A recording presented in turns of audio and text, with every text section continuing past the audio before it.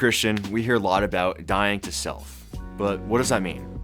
Dying to self essentially means putting aside one's own selfish desires, ambitions, and sinful nature in order to surrender fully to God's will and live in obedience to Him.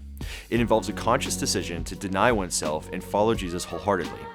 Although the term dying to self may sound really intense, when you think about it, it's just basic Christianity. Galatians 2:20 says, "I have been crucified with Christ. It is no longer I who live, but Christ who lives in me.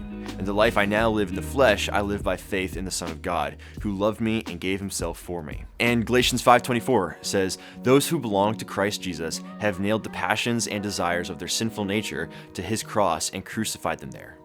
When we accept Christ in our hearts, when we make a commitment to follow him and walk as Christians, then we are also choosing to, as Paul says, nail the passions and desires of our sinful nature to Jesus' cross with him. But what does this look like in our daily lives?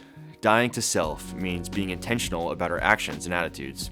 It's about choosing forgiveness over bitterness, putting others' needs before our own, and resisting the temptation to engage in harmful behaviors. When faced with temptations and challenges, remember that you have crucified your old sinful nature with Christ, and he lives in you.